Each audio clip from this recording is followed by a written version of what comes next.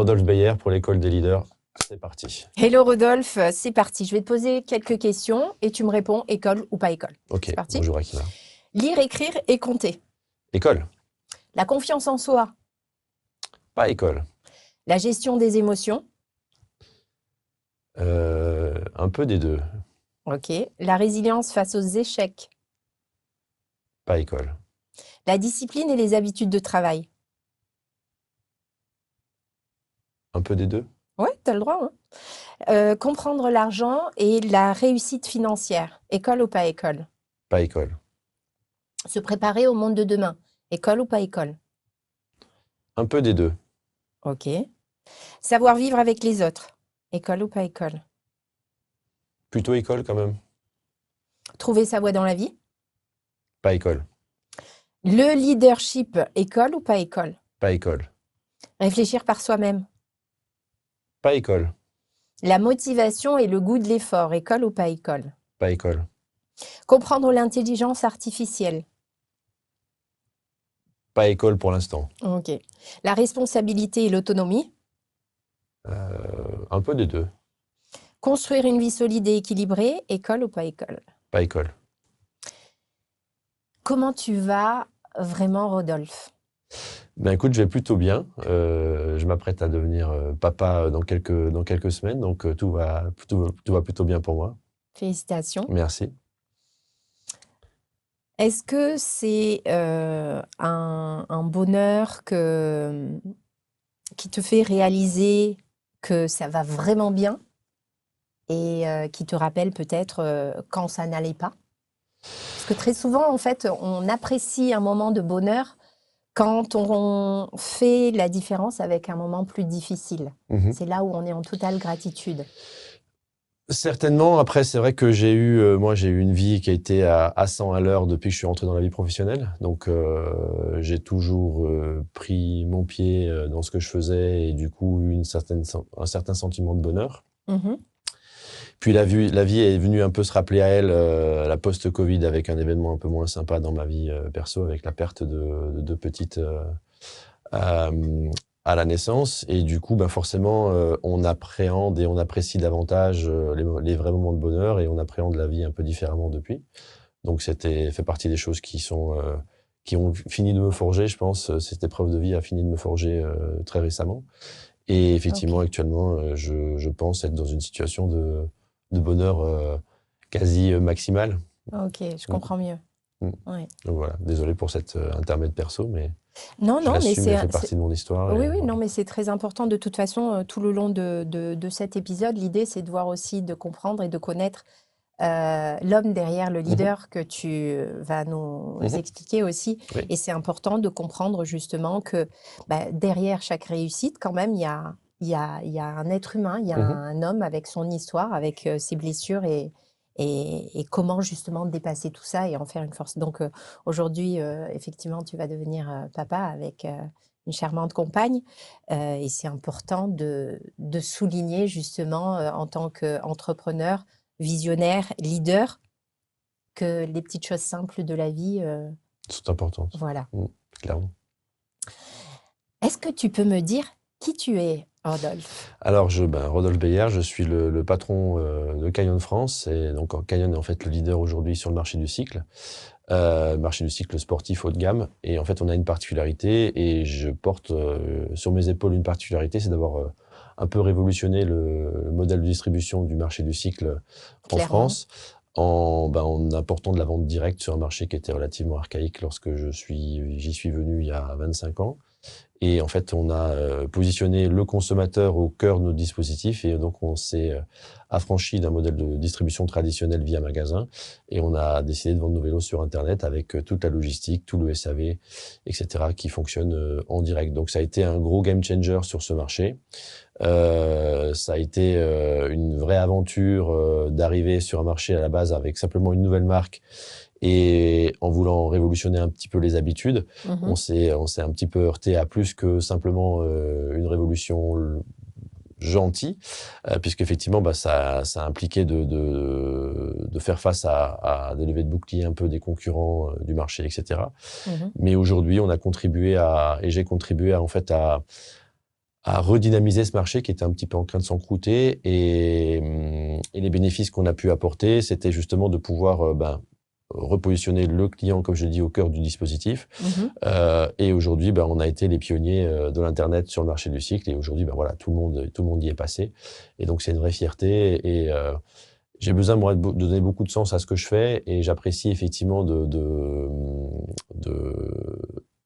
ma carrière professionnelle, mais ma carrière a encore plus de sens lorsque justement je peux contribuer à quelque chose, simplement pas juste des résultats pour le chiffre, pour la data, mais vraiment pour aussi le sens qu'on y met.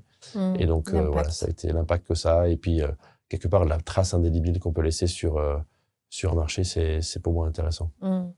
Alors là, tu viens de nous partager, voilà, ce que tu fais. Ta réussite qui est clairement incroyable quand même. Merci. Tu nous détailleras un petit peu plus le projet de Canyon qui est quand même un projet fou, Oui. avec en plus une marque qui aujourd'hui, moi ce que j'aime beaucoup, ce que tu dis, c'est ce souci en fait du SAV. Tu parles souvent de ça. Oui. Et cette facilité à accéder à cet esprit. Comme une culture finalement, de dire vous êtes là, ça y est, comme si on disait vous êtes des nôtres. Moi j'aimerais, avant qu'on poursuive là-dessus, que tu nous dises qui toi tu es, comment est-ce que tu te définirais en tant que personne? Alors déjà un hyper passionné, mais pas que. Lorsque mes parents disent qu'à partir du moment où je suis devenu passionné de vélo, ma vie a changé et puis ils m'ont plus jamais reconnu en fait. Donc c'est plutôt pas mal parce que je pense qu'ils sont fiers de moi aujourd'hui. Et en fait cette notion de passion pour moi elle a animé vraiment toute mon histoire et toute ma carrière.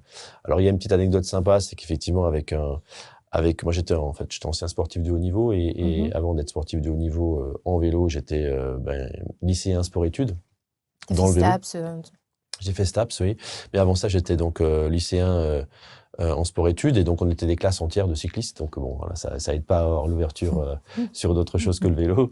Et mon meilleur pote de l'époque, lui, effectivement, on se retrouve, qui après avait fait une filière différente. Moi, j'avais fait ES, lui, il avait fait STT. On se retrouvait tous les 10 heures sur le même banc. Et puis, à la période des vœux, il me dit, tiens, qu'est-ce que tu as mis comme vœu, toi? Donc j'ai dit, moi, j'ai mis STAPS parce qu'un jour, je travaillais pour une marque de vélo.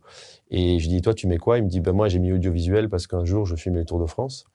Et en 2009, c'était perdu de vue. Facebook n'avait pas, c'était à cette époque-là, donc fin 90, Facebook n'était pas encore là. Puis après, on s'est perdu de vue par le fil de nos études.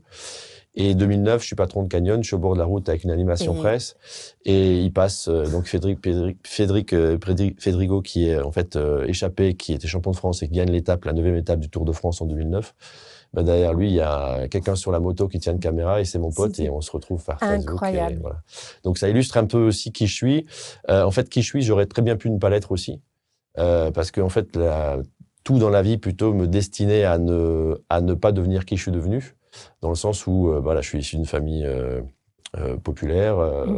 J'ai toujours eu un petit peu l'envie et la rage un peu féroce de bousculer l'establishment parce que si je le bousculais pas, j'étais pas là où je suis aujourd'hui. Donc on m'attendait pas là en fait. Et c'est ce qui a fait aussi justement que ce parcours a été intense parce qu'effectivement il n'y a pas eu que le développement, il y a eu un développement personnel en parallèle du développement de l'entreprise. Et c'est aussi ce qui a du sens, à mon avis, dans ce qu'on développe nous en tant que chef d'entreprise et en tant que leader. C'est finalement, on s'accomplit nous-mêmes avant d'accomplir une mission, quoi. Ouais.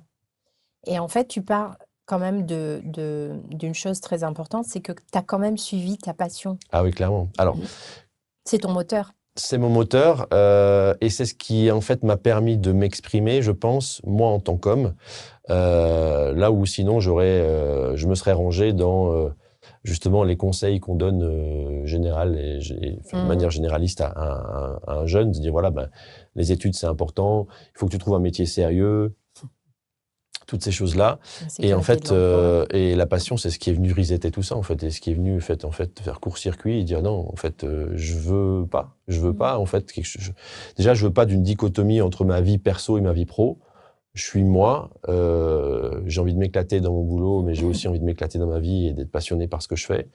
Et comme voilà, comme je le suis, forcément, quand on est passionné par ce qu'on fait et qu'on apprécie ce qu'on fait et on prend son pied en le faisant, on le fait mieux. Pourquoi? Parce que on y met plus d'énergie, on compte un peu moins ses heures. Bien sûr. Et puis on excelle parce qu'on est dans notre domaine, quoi. Donc c'est ce qui m'a permis effectivement, je pense, de m'accomplir moi en tant qu'homme et d'aller toucher ses limites. Et puis si je fais un parallèle avec le vélo, c'est vrai que le vélo, on apprend assez vite qu'avec ses propres forces, on peut aller loin. Oui. C'est un peu le challenge en fait en vélo, c'est tu commences par surtout faire dans des le vélo, petites... je trouve que c'est une analogie qui est quand même une analogie à la vie qui est quand même très intéressante. Clairement. Ouais. Et donc là, effectivement, c'est ce qui, avec le recul maintenant, alors c'est qu'effectivement, avec le recul, il est facile de retracer les liens et de dire voilà, ça c'est la logique de ma vie. Oui, aujourd'hui. Mais aujourd'hui, mais quand tu es dedans, il faut y croire et il faut avoir la surtout que tu conviction. parles de vélo, tu n'es pas en train de... Ouais, voilà, un vélo, c'est comme chanter, c'est comme footballeur, c'est quand même des directions qui ne sont pas courantes, communes. Non, et puis c'est chronophage aussi. Oui. Donc voilà, plus c'est chronophage, plus que ça donne l'habitude d'investir du temps, mais aussi plus que ça éloigne aussi du reste finalement. Donc, exactement. Et si je te rencontre à 8 ans, qui est-ce que je découvre? Un garçon sage, un garçon gentil, qui aime les gens et qui est un peu énergique quand même, je pense, un tout petit peu énergique. Tu avais des frères et sœurs? J'avais une grande sœur, ouais. Une grande sœur, enfin j'ai toujours d'ailleurs, Angélique, qui a 3 ans de plus que moi. Ouais. Quelle émotion en fait dominait plutôt cette période? J'ai pas toujours pu avoir accès à tout ce que j'aurais voulu, dans le sens où effectivement mes parents n'avaient pas les moyens de m'offrir tout ce que je voulais, et pourtant j'étais pas quelqu'un qui était très très très demandeur. Mais donc j'ai assez vite été confronté à une certaine forme de réalité de la vie, hein. Donc effectivement la réalité un peu. Je dirais pas de manque, mais de petites frustrations qui m'a poussé à dire moi, je veux pas avoir à choisir. Je veux pas avoir à... Comme quoi? Par exemple, tu vois, si tu vas sur une fête foraine ou peu importe, tu peux pas faire tous les manèges. Tu as choisi un et puis ça sera celui-là. Voilà, par exemple, c'est des détails, mais voilà, par exemple, tu pouvais pas... Si tu étais à la fête foraine, tu pouvais pas...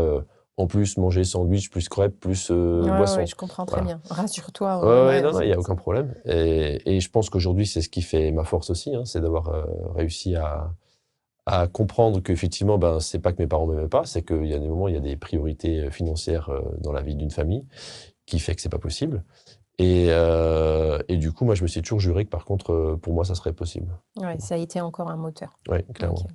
Si tu devais résumer ton enfance en 3 mots, tu choisirais lesquels? C'est une enfance heureuse.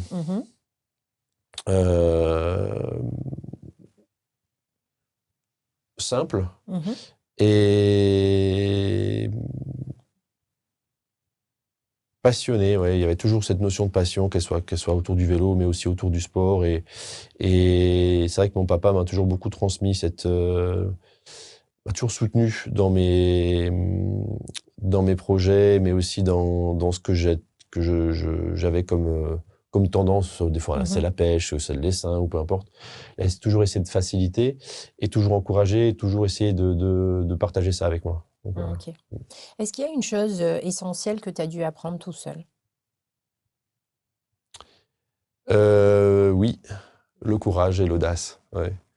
Le courage et l'audace de s'imposer, d'affronter aussi le monde extérieur, de pas rester invisible, mais de se rendre visible, et que c'était fine de se montrer visible et de s'affirmer un petit peu.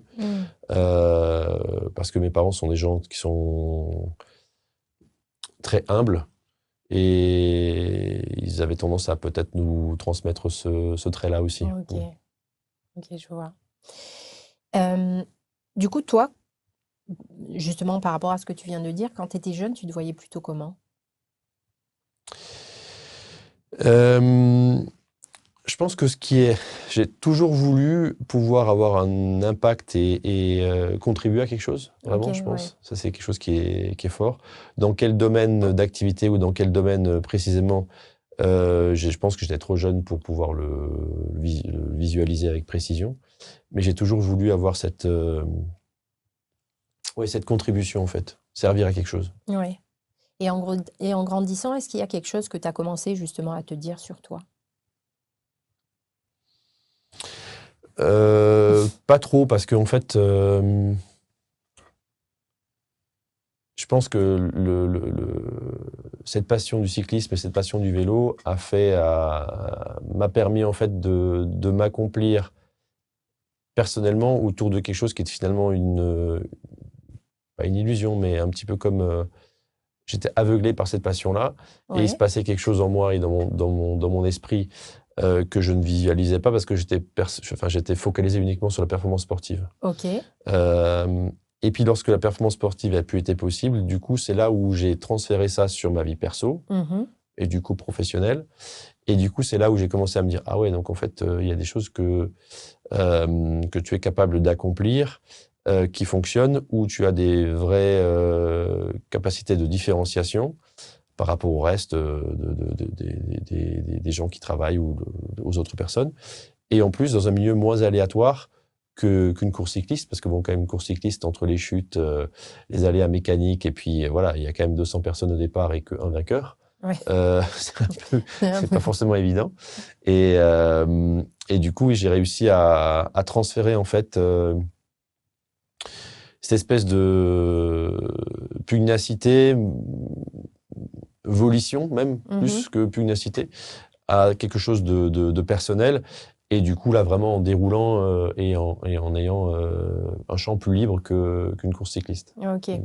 C'est ce que tu disais au début où tu disais, bah, en fait, c'est en corrélation, en fait, Oui, ton évolution, ton développement personnel avec. oui. Ok. Je pense que c'est vraiment été le révélateur, en fait. C'est le vélo, ça a été le vélo, mais ça aurait pu être autre chose. Ça a été le révélateur de ce que j'étais capable d'accomplir. Mhm. Et ça m'a permis, en fait, de faire un transfert progressif plutôt parce que je pense que la marche à franchir entre qui j'étais petit et celui que je suis devenu Ouais. était haute. Mhm. Et cette marche a été plus. En fait, c'est comme une rampe d'accessibilité PMR. En fait, le vélo, ça a été ça. En fait, ça a été Ouais. progressif. C'est ce qui m'a permis, au fait, de me construire, Mhm. tout en n'ayant pas l'impression que je me construisais, en fait. Incroyable. Mm. Et est-ce que tu pensais devoir justement faire ou être quelque chose pour être accepté à un moment donné? Même dans l'enfance, hein. Alors, on m'a toujours élevé aussi avec le modèle de dire, voilà, ben, réussis ta vie, réussis Ouais, ta vie. ouais. Mes parents me disaient toujours, voilà, et c'est important que tu travailles bien à l'école pour réussir ta vie, etc. Et avec un petit peu de non-dit, le fait de dire, ben voilà, réussis ta vie et puis réussis-la mieux que nous, quelque Ouais. part. Mais en fait, une fois que ça s'était dit, il n'y avait pas d'autres outils. Oui. Donc C'est-à-dire, oui, après, ok. c'était, voilà, on te Oui. donne les On te dit ce qu'il faut encouragements, faire, mais on te dit ce mais qu'il faut pas faire, mais il n'y comment. a pas d'outils et pas comment.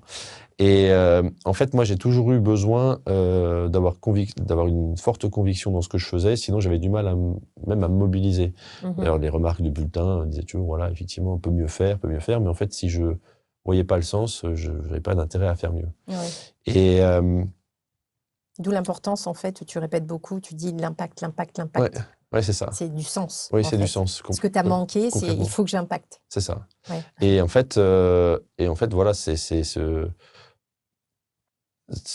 package-là de dire, voilà, ben, d'un côté, on te dit, il faut que tu Mhm. fasses mieux, on t'explique pas comment, et en fait, on te dit, tiens, tout ça, c'est à toi, maintenant, débrouille-toi. Et Mhm. c'était à moi de dépatouiller un petit peu les différents aspects de comment y arriver. Mhm. Et c'est ce qui a mis du temps. Est-ce qu'il y a eu un moment où tu t'es dit, bah, en fait, ta manière de voir le monde, bah, ça ne te suffisait plus? Euh, Ma manière de voir le monde, pas forcément, mais qui j'étais dans ce monde, oui. Oui, Mm, c'est ça, en mm, fait, la vraie question. mm. Donc, Et c'était à effectivement, quel moment? assez tôt. Ça veut dire en dessous de 10 ans, je pense. Ah oui, Mm. très tôt. Très tôt. Dans la mesure où je me suis assez vite rendu compte qu'effectivement, notre temps sur Terre était relativement limité Mhm. et que j'ai cette quête de sens que tu as déjà Mhm. souligné et que du coup, je me suis dit, bah tiens, euh, oui, maximise ta vie, maximise la chance que tu as d'être là pour profiter au maximum de ce passage pour laisser ton empreinte un petit peu. Et tu l'as compris très tôt. Ah, Ressenti, du moins, je l'ai peut-être. ressenti très Ouais. tôt, je l'ai compris Oui. a posteriori que c'était ça qui m'avait animé. Ok. Et est-ce qu'il y a quelque chose que tu comprends maintenant, mais que tu voyais pas avant? Quelque chose que je comprends maintenant que je ne voyais Ouais. pas avant. Ben, la première des choses, c'est qu'on se dit toujours qu'effectivement, on se fixe des objectifs et on se dit, une fois que je serai à cet objectif, je serai bien. Voilà. Ouais, Mais en fait, une fois qu'on atteint l'objectif, il y en a un autre qui se dessine et on ne le voit pas. c'est ça. C'est un petit peu comme quand on est dans le désert, on voit la dune à franchir, on se Mm. dit, bah, une fois que je suis en haut, Ouais. c'est bon, je suis arrivé, non, il y a encore une deuxième dune. Et c'est la vie, en fait. Et Ouais. c'est ce qui est beau aussi dans la vie, c'est ce qui permet de garder cette foi, cette volonté. Et quelque part aussi de se remettre en question, parce que c'est pour moi important aussi de toujours se remobiliser, sinon voilà, reste dans une espèce de stagnation quelque Mhm. part. Et ce que j'ai compris aussi a posteriori, c'est que effectivement, on construit sa vie un peu en fonction de son ambition et de cette volonté, et que se fixer des objectifs et de mettre en place justement de mettre à profit toute l'énergie qu'on a pour atteindre ces objectifs, ça permet beaucoup de choses. Ça permet d'atteindre beaucoup de choses et ça permet effectivement de se démarquer très fortement. Je pense que la passion ou l'envie ou la possibilité de prendre son pied dans ce qu'on fait Mhm. est un carburant nécessaire ou peut-être Mhm. même un super carburant, je dirais, Ouais. pour qui va venir servir cette mission, mais cette ambition. Mais néanmoins, effectivement, on est capable de plein de choses et ce super carburant permet de se différencier du reste Ouais. et des autres. Donc, si on abandonne ou si on échoue, c'est souvent qu'on n'a pas mis tout en place pour réussir à atteindre son objectif ou alors qu'on n'était pas suffisamment motivé. Mais tu avais toujours quand même ton pourquoi, parce que tu parles beaucoup d'impact. Ouais. Et parce que c'est quand même important de l'avoir en direction, parce que on est passionné, mais comme tu disais, bah, la vie t'amène à différents chemins, même si tu étais Mm. focus et que voilà, tu es resté dans ce chemin-là. Mais quand même, ta vision et ton pourquoi sur je veux impacter, t'as ouvert justement ce champ des possibles. C'est ça. Et bah, clairement, oui. Et puis après, cette quête de sens ou cet impact, et puis en discutant beaucoup avec d'autres entrepreneurs, on se rend compte qu'on a tous pas mal de dénominateurs communs. Et cette volonté, effectivement, d'avoir un impact qui soit pour l'extérieur, une contribution, soit pour soi, un accomplissement Oui, oui, personnel, bien sûr. il est souvent plus fort que ce qui est perçu et compris de l'extérieur, qui est de dire la réussite financière. Exactement. Et en fait, la réussite financière, c'est la cerise sur le gâteau d'un accomplissement personnel. Exactement. Et si effectivement on part que sur la réussite financière, ben souvent on va se démotiver bien avant parce que les finances, ça vient pas Absolument. tout de suite. Absolument. Par contre, ce qui vient tout de suite, c'est qu'on s'accomplit, qu'on se prouve à soi-même, qu'on prouve aux autres, qu'on développe effectivement ses compétences, qu'on les affirme aussi. Et du coup, ben tout ça a une capacité de différenciation forte qui permet effectivement d'atteindre son objectif et du coup Mm. forcément d'avoir de la réussite financière et voire sociale. Mais Oui, la réussite financière, finalement, c'est juste la partie visible, entre guillemets, de l'iceberg, en Mhm. fait. Parce que toute cette réalisation personnelle, elle est beaucoup plus grande. C'est ça. Et elle est animée, encore une fois, par ton pourquoi. Et en fait, la réussite, et on reviendra dessus sur l'illusion de la réussite, qui aujourd'hui est traduite par une réussite financière. Mais j'ai l'impression que tous les leaders, toutes les personnes qui ont impacté, quand elles ont réussi, atteint et coché cet objectif, OK, I did it, voilà, c'est bon, ça c'est checké. Il y a derrière une incarnation du leader et de la personne qui s'est réalisée qui est une énergie qui se dégage et qui est beaucoup plus grande que la réussite Clairement. chiffrée. Oui, clairement. Et je trouve qu'en termes d'énergie, c'est presque ça qui explose.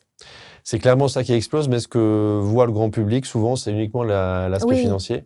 Mais ce qui m'intéresse moi, et je pense que c'est ce qui est aussi intéressant dans ce genre de concept de podcast, c'est justement de comprendre ce qu'il y a derrière et qui sont ces personnes et exactement. pourquoi elles ont Et c'est réussi à en arriver l'école des là. leaders, en Ouais, fait. c'est C'est de ça. comprendre vraiment, je pars d'une passion, je suis jeune, je suis passionnée, je vais là, oui, je voulais pas manquer, donc forcément, il y a un besoin de réussite financière qui va se dessiner. Et puis, je coche, j'avance. Mais en parallèle, je me développe déjà personnellement. Et c'est en ayant un pourquoi qui est d'impacter que je deviens en fait un leader quand même, un leader Clairement. de, bah oui, Et c'est investir en soi, en fait, c'est c'est ça, investir dans ses c'est ça. capacités, ses qualités. Et c'est vrai que bon, j'ai été pas mal intervenant extérieur pour différentes facs ou écoles. Et c'est ce que je dis toujours lorsque j'interviens dans des promos, c'est de dire, voilà, vous êtes 20 ou 30 dans la même promo. Qu'est-ce qui va faire la différence entre vous à la sortie? A priori, le package scolaire, ben, lui, ça va être le même parce que vous avez le même programme, le Exactement. même prof, etc. Et la vraie différence, c'est vous. Donc, investissez dans votre profil, investissez dans ce qui vous différencie, vous, de votre collègue, sans vouloir faire de la guéguerre, mais juste de dire, Mhm. voilà, je dois je dois, moi, briller par qui je suis et par ce que je Exactement. veux, plus que par dire j'ai fait telle école, donc du coup, je suis éligible à ce genre de poste. Non, comment tu fais toi pour atteindre ces postes-là? Comment tu fais toi pour te mobiliser autour de cet objectif? Et quelles sont tes armes par rapport à celui d'à côté pour atteindre cet objectif, toi, peut-être avec plus de brio? Mm. Et effectivement, c'est ce que je pense que les entrepreneurs qui ont réussi à transformer en fait Oui, en eux. oui, complètement.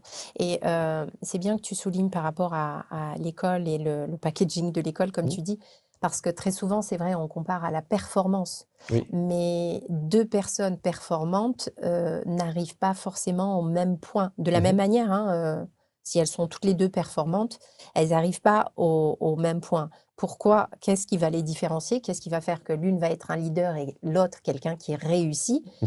C'est justement son pourquoi Clairement.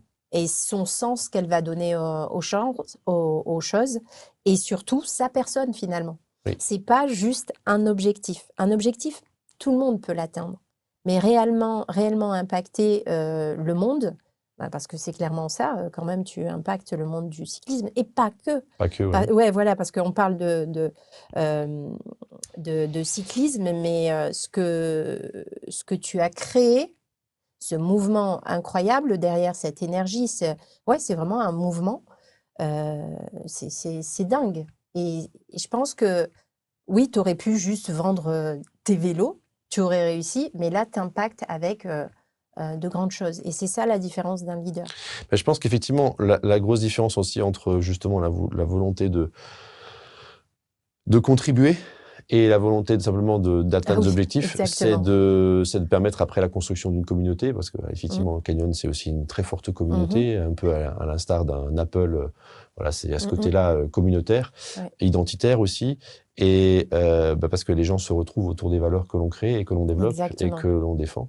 Et si on est juste en train de développer un produit et un prix, il n'y a pas tellement de notion de valeur. Et effectivement, donc c'est en ça que le développement de Canyon, il est beau, il est impactant, c'est qu'il y a cette notion de valeur, d'éthique, mais aussi qui se voit à chaque niveau, que ce soit le produit, le rapport Mhm. qualité-prix, que ce soit la qualité du service, comme j'en ai parlé. Oui, Et il y a cette notion d'éthique, cette notion de vouloir faire le bien, contribuer, bien entendu, avec des résultats financiers derrière, mais qui effectivement permettent, c'est des valeurs qui permettent aux gens de s'identifier Mm. et de Oui, se tu constituer fédères. autour, voilà, de fédérer. Tu as été nourri par la culture Apple?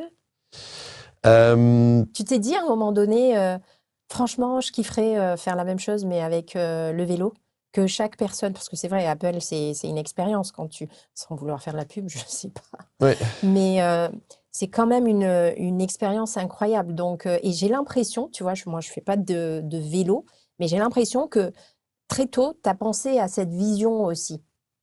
Alors, euh, Canyon s'est construit effectivement avec cette vision d'une certaine forme de différenciation. Mhm. Et du coup, forcément, un des référents, c'est Apple. Et Ok, après, à titre personnel, c'est vrai que je trouve l'histoire d'Apple très inspirante. ok, Je suis moi utilisateur Apple ouais, ok. Tu vois, je ne depuis. savais Mm, pas, mais mm, c'est quelque mm. chose qui m'est venu, tu vois, dans ta manière de penser, de parler de ton mouvement, de ton produit, service après-vente. Tu vois, moi, de l'extérieur, enfin, je fais pas de vélo, mais demain, je veux faire du vélo. Je me dis, mais tu vas m'apporter quelque chose de plus. Mhm. Juste dans la manière que tu as de décrire comment tu l'as créé. Ok, bah, c'est gentil, bah, parfait. Ouais, Oui, mais ouais, effectivement, ouais. oui, on a cette approche-là. Après, c'est vrai que euh, et encore une fois, je pense que lorsqu'on écoute des discours de Steve Jobs ou autres, on se rend compte qu'effectivement, il y avait une démarche qui était au-delà du... Le Ah oui. produit fait partie d'une démarche intégrale pardon, du développement d'Apple et de la marque. Et avec l'envie aussi de transmettre quelque chose qui finalement soit différenciant, soit Mm, mm. aussi... il y a une forme de générosité dans le dire, voilà, j'ai essayé de vous époustoufler par des produits Ouais. et par une technologie qui finalement est fortement différenciante et qui va répondre à vos besoins. Mhm. Et oui, on coche Mhm. toutes les cases là à ce niveau-là. Oui. Allez, c'est parti. Je vais Mhm. te laisser piocher 3 questions. Alors, D'accord. attends, hop, sur ce paquet et après, on enchaîne. Alors, une là, celle-ci. Let's go.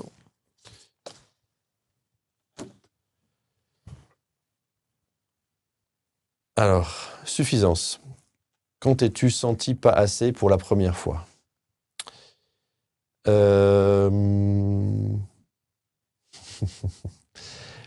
C'est dans le domaine professionnel ou dans la vie? Ah, c'est dans ce que tu veux et tu peux aller vraiment sur ce que tu comptais.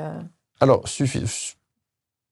pas assez pour la première fois, ben, c'est ce que je disais tout à l'heure en étant petit, en fait. Mhm. C'est qu'effectivement, j'ai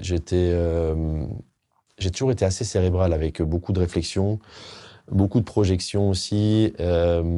J'arrivais jamais trop à arrêter mon cerveau de penser, en fait, et Oui. de conceptualiser, réfléchir.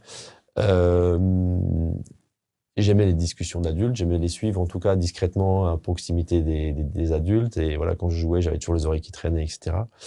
Et, euh, et je pense qu'effectivement, il y avait cette notion de euh,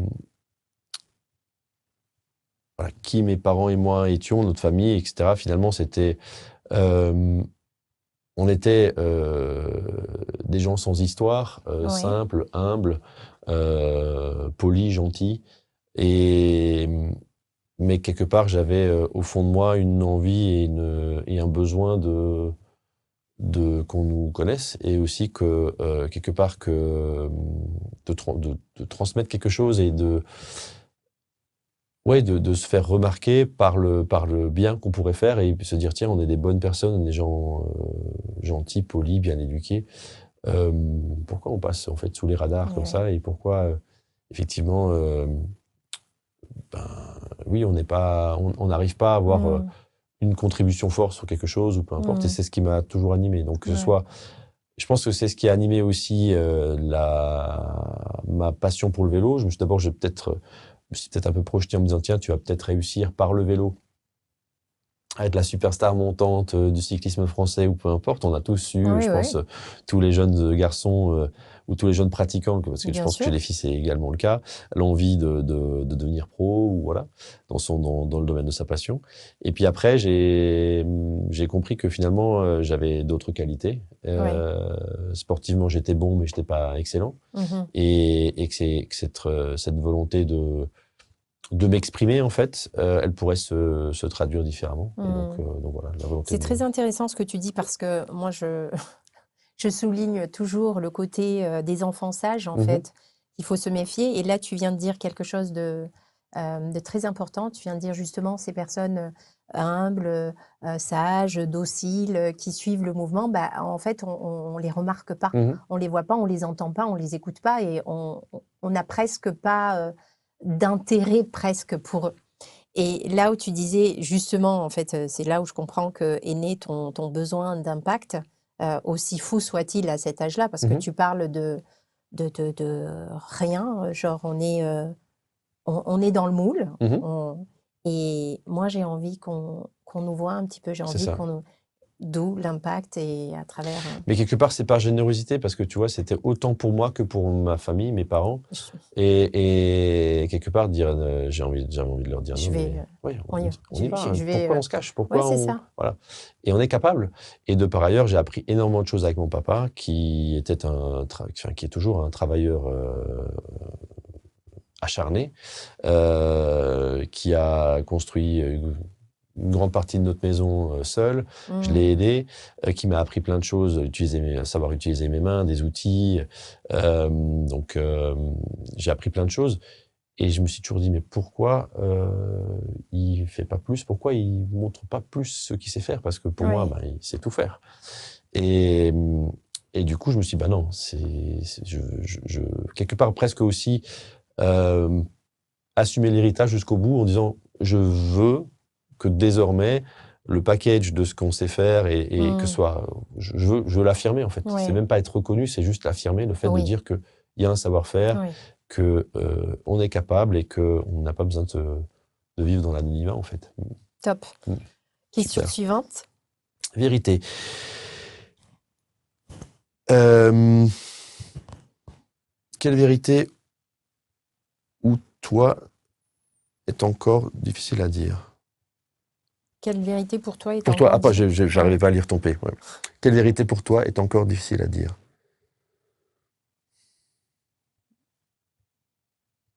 Celle que je suis en train de te dire là, Oui, peut-être, ouais. Parce oui, que finalement, j'ai oui, jamais abordé oui, ça je en l'ai podcast. senti en fait, ouais. Cette vérité, effectivement, de dire que parce qu'il y a toujours une partie de par rapport à l'éducation que j'ai eue, De loyauté. il y a ce côté loyauté, il y a ce côté aussi de dire, bah, comme j'ai été élevé dans l'humilité et dans le respect et dans la Mhm. volonté de pas faire de vagues, etc. Je me dis non mais attends, en fait, t'es en train de t'as Ouais, envie tu t'es enflammé. tu t'enflammes, tu as envie de tu rentrer dans le bling bling ou voilà. Ouais, c'est ça, Alors que ouais. c'est pas du tout ça. C'est vraiment la volonté de s'exprimer et de lorsqu'on sait quelque chose et on a une valeur, et ben alors à ce moment-là de pas s'en cacher. Exactement. Et donc du coup c'est ce côté-là qui est pour moi qui a été important de oui, c'est vraiment cette vérité-là qui, finalement, je livre pas ou peu, Mm. et mais qui est malgré tout essentiel, je pense, parce que ça a été un des moteurs Bah et oui, clairement. voilà, c'était Oui, un des oui, moteurs clairement, de parce cette que je pense que motivation. pour toi, tu le ressens un petit peu comme un paradoxe, mais c'est ça aussi, c'est un moteur qui te permet aujourd'hui de dire, bah ouais, parce que j'ai eu ça, bah aujourd'hui, j'assume ça. Et c'est pas me trahir. Mhm. Non, clairement. Parfait. Autre Et question. ça y est? Comparaison.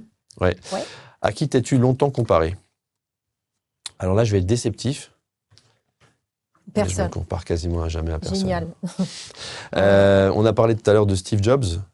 C'est peut-être une des seules personnes avec qui Ouais, tu dirais plus inspiré. Pas, inspiré. ouais, Ouais, le ouais, mot comparer ne ouais. te va pas. Ok. Non, je me compare Ouais, pas tu te. plus que ça. Ouais, Mais c'est top. je sais reconnaître et j'apprécie euh, parce que j'aime Mhm. comprendre les parcours, j'aime comprendre les personnes. Donc j'aime beaucoup tout ce qui est document en inside, Oui, voilà, documentaire en inside, ce genre de choses. Mais j'aime pas. Enfin, je pense que la vraie recette, c'est pas de copier en fait, ouais, ouais. c'est de C'est se d'être, découvrir. ouais, Ouais. voilà. Mm. Ok. Allez, deux autres questions Ok. là-dessus. Celle-ci et celle-ci. Erreur. Quelle erreur t'a fait grandir? Alors j'ai un problème, c'est que je suis quelqu'un de super positif. Alors, je vais te dire, tu sais, ici à l'école des leaders, on n'a que des leaders. Ouais, C'est une question un peu piège. ouais, est-ce que je vais rencontrer un leader qui va me dire l'erreur? Je n'en ai pas eu un. Ouais, Donc, c'est un peu votre question piège que je viens de révéler. En fait, Bah oui, mais c'est normal. en fait, je pense que quand on est un vrai leader, on accepte l'erreur Ben, au point où elle devient anecdotique. exactement.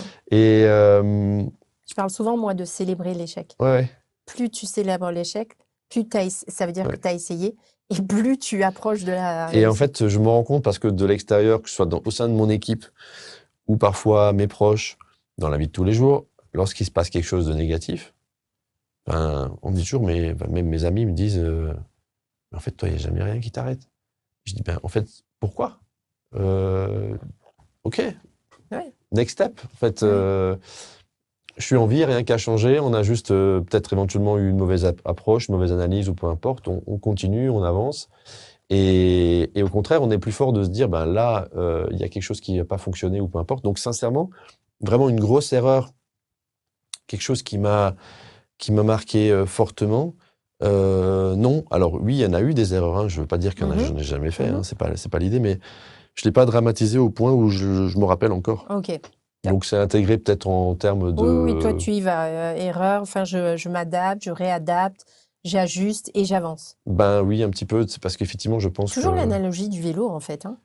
c'est ce que je disais, c'est qu'effectivement, si T'as tu. crevé la roue, bon, ben, ok, je la porte et J'appelle j'avance. la voiture C'est suiveuse, ça? non, mais effectivement, le vélo, c'est une école de la vie. Alors, il n'y a pas que le vélo, mais il y en a, ça en fait partie. Et notamment la chute. La chute à vélo, c'est vrai que souvent, quand on regarde le Tour de France ou on regarde une course avec des amis et qui font pas de vélo, ils disent, putain, mais là, lui, il repart pas, il est à l'hôpital. Je dis, non, mais t'inquiète pas, il va repartir. Ouais. Et en fait, le gars, il Ouais. repart. Eh oui. Et en fait, tu te dis, il a perdu le cuissard, il est tout amoché sur le côté, et le gars, il repart. Et est-ce que c'est parce que j'ai fait du vélo que j'ai cette culture-là, ou est-ce que c'est parce que c'est cette culture-là que j'ai fait du vélo? Ça, je peux pas te répondre. Ouais. Mais toujours est-il que je suis d'avis à remonter sur le vélo et à continuer à pédaler. Ouais. Ok. Dépendance.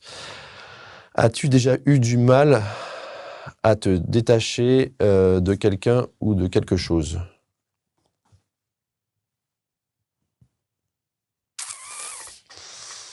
Hmm.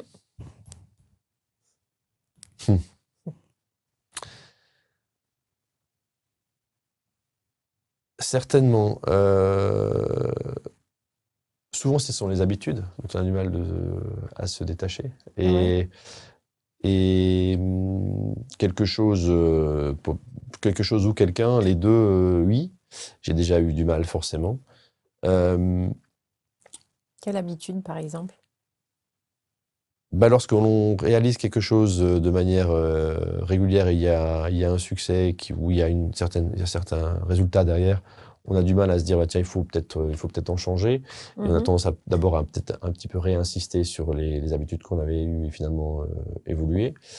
Mais encore une fois, pour refaire une analogie avec ce que j'ai échangé et partagé en début de podcast, lorsqu'on a des gros changements de vie comme ça et des grosses claques dans la vie, comme j'ai pu en connaître d'un point de vue personnel, on a tendance à accepter de se remettre en question plus facilement et plus rapidement. À la base, je suis quelqu'un de plutôt, comment je peux dire, borné un petit peu quand même, Déterminé. déterminé, voire même Borné un borné, peu? ouais, Ouais. quand même. Et lorsque je me suis et j'étais un peu en contrôle fric aussi avant dans mes relations pro et perso. Et en fait, j'ai appris alors on m'avait toujours dit, il faut que tu apprennes le lâcher prise, il faut que tu apprennes à lâcher prise, ça ira mieux quand tu lâcheras prise.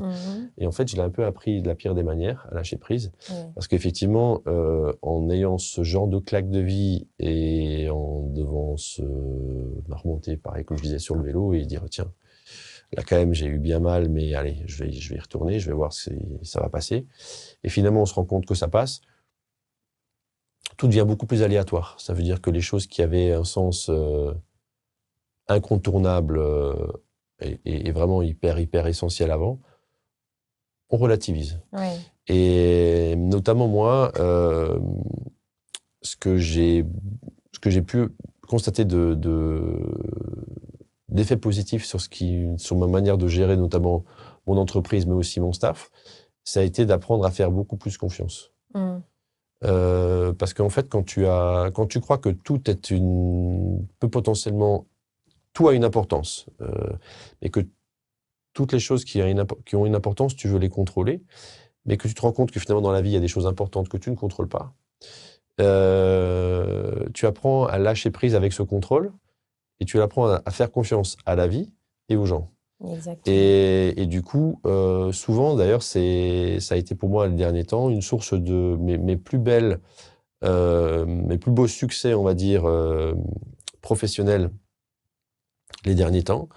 C'est lorsque j'ai laissé faire mes équipes et qu'ils ont réussi parce que je les avais bien briefés, mais aussi parce que je les ai bien choisis, bien accompagnés, bien formés, et qu'ils ont du talent, et de les laisser faire, de les voir faire seuls. Des fois aussi d'être amusé de les voir faire seuls en se disant tiens, c'est bizarre, là il dit rien. Ouais. De les voir des fois m'appeler, me dire tiens, on est en train de faire ça, ça t'intéresse pas? Si, mais je te fais confiance. Ouais. Et finalement, de les voir atteindre leur Tu as objectif. vraiment appris le lâcher prise. Ouais. Ouais. Et ça, ça a été vraiment mes plus belles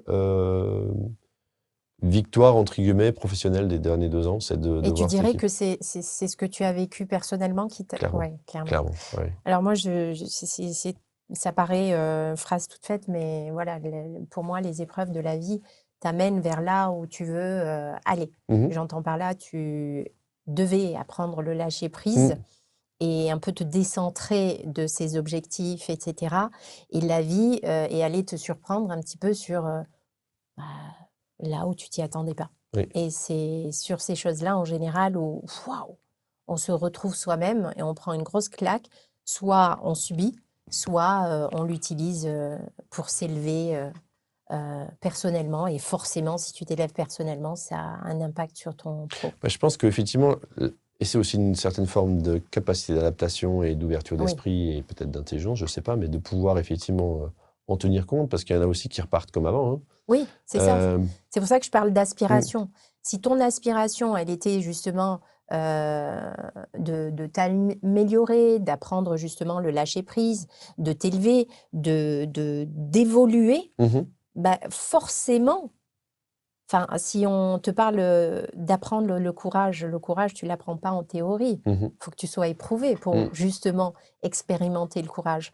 Et là, en l'occurrence, tu as toujours tout géré, tout contrôlé, tout maîtrisé. Donc, Rodolphe, il y va, il veut, il sait, il y va, il l'a. Mhm.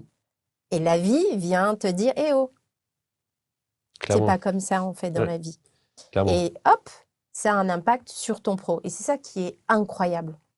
Après, c'est aussi ce qui a fait chez moi germer un projet que j'avais depuis de nombreuses années, qui était d'écrire un livre, et d'écrire un livre pour partager ce parcours, partager aussi l'évolution, qu'elle soit psychologique ou de prise de conscience. Mhm. Parce qu'encore une fois, je le répète, mais je pense qu'aujourd'hui, objectivement, rien me destinait à vivre la vie que je vis. Mhm. Et quand tu te rends compte, eh ben, tu peux dire chouette, je m'en suis bien sorti. Mais il y a aussi chez moi quelque chose de l'ordre de dire ouais, mais j'aurais aussi pu ne pas découvrir ce parcours, ce profil que j'avais en moi, et que peut-être d'autres sont dans la même situation que moi Et oui, j'étais. Et si je peux contribuer aujourd'hui à leur mettre un coup de projecteur aussi sur le fait de dire que ben, ce qui est en vous, enfin, croyez en vous mm, et donnez-vous les moyens. Laissez germer ce qui a besoin de germer et ce qui est à l'intérieur de vous. Et donc, j'ai choisi d'écrire un livre, effectivement, qui est une biographie professionnelle, mais qui partage ses moments de vie avec des leçons un peu business aussi. mhm, Ce livre va sortir là pour le Tour de France en juin-juillet. mhm. Et c'est aussi ce qui a fait qui m'a motivé à faire ça.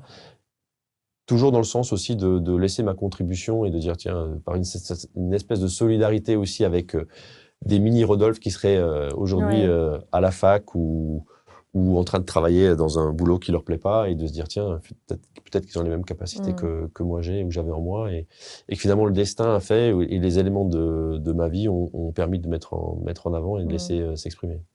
Alors justement, quelle vérité sur la vie les gens mettent trop de temps à comprendre selon toi? Quelle vérité sur la vie, les gens mettent trop de temps à...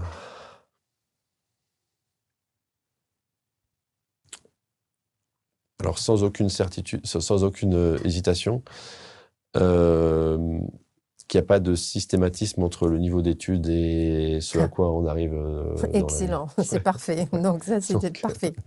Quelle est la plus grande illusion justement sur la réussite avec ce que tu viens de nous partager déjà?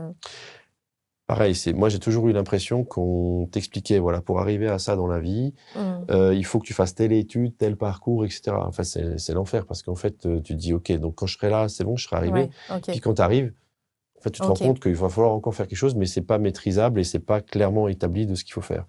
Mmh. Donc cette illusion de dire les études te permettent d'arriver à ça, pour moi, les études, en fait, c'est un petit peu comme quand tu es habilité à voler avec certains types d'appareils. Oui, Euh, par exemple, tu veux voler avec, je sais pas, un Cessna, bah, t'es limité à une certaine altitude, et puis après, avec un A320, tu vas voler un peu plus haut, etc. Pour moi, le niveau d'études, ça détermine un petit peu le potentiel que tu as à voler à une certaine altitude. Encore faut-il avoir appris à voler, ouais, avoir, exactement. voilà. OK. Et Qu'est-ce que tu aimerais que les jeunes apprennent très vite?